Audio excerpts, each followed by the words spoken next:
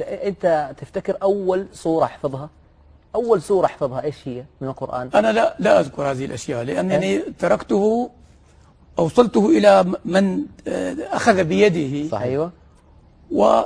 وكنت أراقبه من بعيد. صحيح.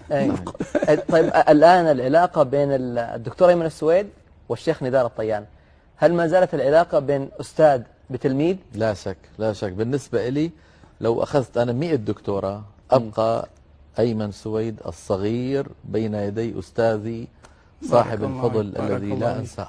ما شاء الله تبارك الله، ما شاء الله. لو عشت 1000 عام ما ممكن أنسى فضل الأستاذ نزار طيان، جزاه الله عني خيرا. ما شاء الله. ولعل بعض الإخوة المشاهدين سمع مني في غير هذا البرنامج أنني قلت لأستاذي في الصف السادس الابتدائي وهو الأستاذ نزار، قلت له: يا أستاذ، أنا لو حفظت القرآن الكريم كله سورة قل يا أيها الكافرون ما بحفظها.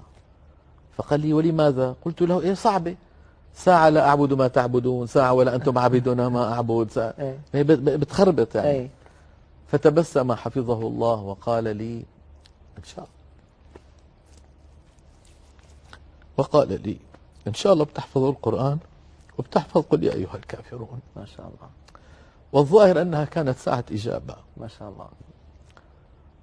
فجزاه الله عني خيرا. أول مرة بحياتي سمعت كلمة حفظ القرآن كانت من هذا البطل الهمام، ما شاء الله، أستاذي في مدرسة صاحب الفضل. يا ليت كل الأساتذة في المدارس يكونون هكذا. صحيح. افتقدنا يا ليت كل الأساتذة في المدارس يكونون أصحاب رسالة. فمن طالب عادي همه أن يكون الأول في الفصل، همه أن يكون مجتهدا وبس، إلى إنسان طالب علم شرعي همه حفظ كتاب الله، همه إتقان تلاوة كتاب الله. هو بارك الله فيه الذي أخذ بيدي إلى الشيخ حسين خطاب، شيخ قراء الشام، في المسجد اللي كان يصلي في قسم في التابع للمسجد الأموي إلى صلاة التراويح. أخذني وقال لي: اليوم بدنا نروح نصلي التراويح عند الشيخ حسين الخطاب. وسمعت من الشيخ حسين الخطاب التلاوة، وكان يقرأ بترسل رحمه الله: بسم الله الرحمن الرحيم، الحمد لله رب العالمين.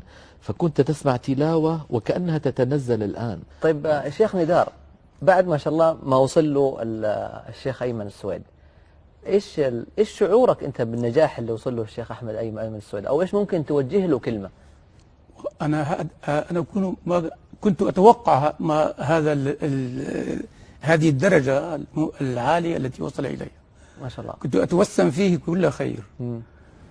ولذلك أخذته إلى الشيخ المشايخ محي الدين الكردي والشيخ محمد سكر، وكنت أتوقع أن يكون له هذا المستقبل العظيم الذي هو فيه الحقيقة يعني. ما شاء الله. كنت أتوسم فيه وأتمنى وأتوقع هذه الدرجة الممتازة التي وصل إليها. ما شاء الله. بس ما شاء الله تبارك الله، يعني الله. بعد 46 سنة ما زالت العلاقة مستمرة حتى الآن. إيش السر فيها هذه يعني؟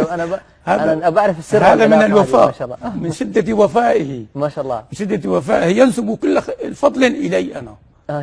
رغم أني لم أفعل شيء، ما يفعله أي إنسان يعني. فعلت كل شيء يا سيدي. الله يسلمك. الله يسلمك. أنت يا شيخ أيمن، إيش توجه للرسالة أو توجه كلمة جميلة للشيخ الجميل المدرس الفاضل اللي نتمنى مدرسين اليوم يكونوا زيه ويكون قدوة لهم؟ إيش ممكن توجه له؟ أقول له: سيدي الأستاذ نزار، أنا لا أملك أن أكافئك، وأحيلك على الله، وأسأل الله عز وجل كرما وجودا إن كتب لي شيئا عنده بتعلمي وتعليمي كتاب الله أن يكتب لك مثله كرما وجودا. اللهم آمين، اللهم آمين، اللهم آمين. واسمحوا لي سيدي أستاذ وائل أن أقدم لأستاذي هذا الكتاب. تفضل. وهو كما قال الشاعر: أهدي لمجلسه الشريف، وإنما أهدي له ما كان من نعمائه، كالبحر يمطره السحاب، وما له فضل عليه لأنه من مائه. الله. فأقدم له هذا الكتاب وأقول له: هذا جهد تلميذك أيمن، بضاعتكم ردت إليكم سيدي، جزاكم الله عنا كل خير. وأدام الله هذه العلاقة الجميلة، أدام الله هذه العلاقة الجميلة، وإياكم إن شاء الله.